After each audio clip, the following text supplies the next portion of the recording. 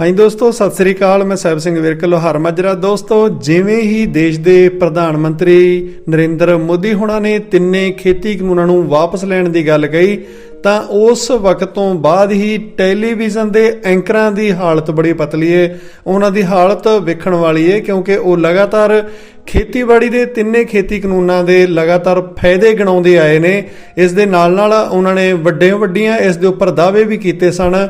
ਕਿਸੇ ਨੇ ਕਿਸਾਨਾਂ ਨੂੰ ਖਾਲਿਸਤਾਨੀ, ਕਿਸੇ ਨੂੰ ਮਾਓਵਾਦੀ ਤੇ ਕਿਸੇ ਨੇ ਉਹਨਾਂ ਨੂੰ ਹੁੱਲੜਬਾਜ਼ ਕਿਹਾ ਸੀ। ਬਹੁਤ ਹੀ ਭਿਅੰਕਰ ਇਸ ਤਰ੍ਹਾਂ ਦੀ ਸਥਿਤੀ ਸੀ, ਜਿਸ ਤੋਂ ਬਾਅਦ 'ਚ ਹੁਣ ਜਦੋਂ ਪ੍ਰਧਾਨ ਮੰਤਰੀ ਉਹਨਾਂ ਨੇ ਤਿੰਨੇ ਖੇਤੀ ਕਾਨੂੰਨਾਂ ਨੂੰ ਵਾਪਸ ਲੈਣ ਦੀ ਗੱਲ ਕਹੀ ਹੈ ਤਾਂ ਇਸ ਵਕਤ ਦੇ ਉੱਪਰ ਉਹਨਾਂ ਟੈਲੀਵਿਜ਼ਨ ਦੇ ਐਂਕਰਾਂ ਦੀ ਹਾਲਤ ਬਹੁਤ ਮਾੜੀ ਹੋ ਗਈ ਹੈ, ਜਿਹੜੇ ਲਗਾਤਾਰ ਕਿਸਾਨਾਂ ਦੇ ਖਿਲਾਫ ਹਮੇਸ਼ਾ ਅੱਗ ਉਗਲਦੇ ਸਨ। ਜੇਕਰ ਗੱਲ ਕੀਤੀ ਜਾਵੇ ਚੈਨਲ ਆਜ ਤੱਕ ਦੀ ਤਾਂ ਉੱਥੇ ਹੀ ਐਂਕਰ ਅੰਜਨਾ ਓਮ ਕਸ਼ਯਪ, ਜਿਸ ਦੌਰਾਨ ਉਹ ਰਕੇਸ਼ ਟਕੈਤ ਹੋਣਾ ਨਾਲ ਗੱਲਬਾਤ ਕਰ ਰਹੇ ਸਨ ਤਾਂ ਉਸ ਸਮੇਂ ਦੇ ਦੌਰਾਨ ਜਿਹੜੇ ਲੋਕਾਂ ਨੇ ਕਮੈਂਟ ਕੀਤੇ ਉਹਨਾਂ ਦੇ ਵਿੱਚ ਲਿਖਿਆ ਹੈ, ਇਹ ਅੰਜਨਾ ਓਮ ਮੋਦੀ अभी अभी नहीं सुधरी, कमाल है कमल का। अगे एक होर दर्शक लिखते हैं कि फील्ड में कल लगा आज तक का अपने रिपोर्टर से नया चैनल GNT का माइक आईडी लगाकर काम करना पड़ रहा है। भाव जिहड़े एंकर ने इन्हां तो इलावा जिहड़े रिपोर्टिंग करते रहे वड्डे चैनलों की, जिन्हां ने किसानां दे खिलाफ काफ़ी ज़्यादा जहर उगलिया, हुण उन्हां दे रिपोर्टर अपने माइक दे उपर आईडी किसी होर चैनल की ला के ही खबरां इकट्ठियां कर रहे हैं ताकि उन्हां दी पछाण लुकी रहे। काफ़ी ज़्यादा इस वो नमोशी समझ रहे हैं, शर्म आ रही है।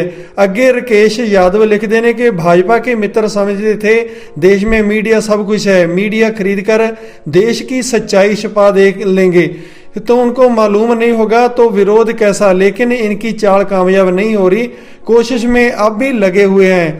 अगे टीके सिन्हा लिखते हैं, जी बिल्कुल वो दिन आएगा जब ऐसा ही होगा, इन सब दलों की अपनी औकात पता चलेगा, तब एक भी भाजपा के लोग हिमायती नहीं करेंगे इन गधों की। अगे प्रगाथ शुक्ला लिखते हैं कि इन सब की जुबान लड़खड़ा रही है आजकल। ये दल्ले जान रहे हैं कि अगर सत्ता गई तो ये किसी चौराहे पे ना खड़े हो पाएंगे। इस तो अलावा बॉबी सिंह लिखते हैं, जवाब सुनने के बाद समझ में नहीं आया कि आगे क्या बोलना है। इतनी लाचारी के बेचारे सालों तक नहीं पूछ पा रहे हैं, अपने आंसू कैसे छिपाएं, किसे दिखाएं, ये भी समझ नहीं आ रहा। इनको गोदी मीडिया की ये हाल देख के आज सुकून मिला, सच की जीत होनी तय है भले ही देर लगे। अगे अबे लिखते ने, शेर बंदा है टिकैत, खरा बोलता है, साफ दिल से बोलता है तो बात दिल तक जाती है। अंजना को जवाब देने नहीं सूझ रहा कि अब क्या बोले। इस तो अलावा राकेश यादव लिखते ने, भाजपा के मित्र समझते थे देश में मीडिया सब कुछ है, मीडिया खरीद कर देश की सच्चाई छुपा लेंगे तो उनको मालूम नहीं होगा तो विरोध कैसा। लेकिन इनकी चाल कामयाब नहीं हुई, कोशिश में अब भी लगे हुए हैं। इस तो अलावा सूर्या शेखर यादव लिखते हैं, किसान किसी के सामने झुकेगा नहीं, देश की शान है किसान, किसान के सामने झुकने की जरूरत नहीं है। इस तरह के कमेंट आ रहे हैं। तो दोस्तों, जेकर अगे गल की जाए जीतू पटवारी की, तो वेखो अंजना ओम कश्यप ने एक चर्चा के दौरान इन्हां लीडरां नाल गलबात करदे होए किस तरह बौखला गए। ये तुसी आप ही वेख लो कि एंकर नूं अगों जवाब तक नहीं आ रहा ते उन्हां नूं गल करदे ही विचों पार्टी दे एक नेता नूं रोक दिता जांदा है। मुझे सबसे ज्यादा खुशी तो आज इस बात की है कि मैं आपको थोड़े दिन पहले जब सुनता था तो आप कहते थे तीनों काले कानून किसानों के हित के हैं, और जब आप ही ने आज कहा आपके अभी वर्डिंग में कि तीनों काले कानून किसानों के हित में वापस लिए गए, आप वो भी सुन लेते हैं क्या जो कहा नहीं गया हो? आप वो भी एक साथ एक बार इनको दिखाइए मेरे साथ। आपको आप वो भी सुन लेते हैं क्या जिसे कहा नहीं गया हो?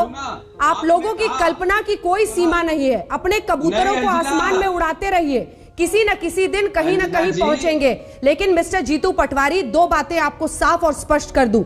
हमने कृषि कानून के जो फायदे हैं, नुकसान है, दोनों दर्शकों के सामने रखा। हमने बाकायदा हमेशा टेलीविजन स्क्रीन पर उसके फायदे और उसके नुकसान जो किसानों के मन में है, शक है, वो भी रखा। लेकिन आप लोग वो देख लेते हैं जो नहीं कहा दिखाया जाता और वो सुन भी लेते हैं जो नहीं सुनाया जाता। तो मीडिया पर हमला करने के बजाय अगर आप अपनी पार्टी की लाइन यहां पर बोलेंगे तो हमारे दर्शकों का वक्त बर्बाद नहीं होगा, क्योंकि अभी तक आपने सिर्फ दर्शकों का वक्त बर्बाद किया है। मुद्दे पर आइए, मुझे बताइए कांग्रेस पार्टी का स्टैंड क्या है। जीतू पटवारी बड़े नहीं हैं, कांग्रेस देश में जाकर बीजेपी के खिलाफ, योगी आदित्यनाथ के खिलाफ बोलिएगा या नहीं बोलिएगा ये 3-4 महीनों में? अच्छा, उनके खिलाफ नहीं बोल लेंगे, किसके खिलाफ बोल लेंगे?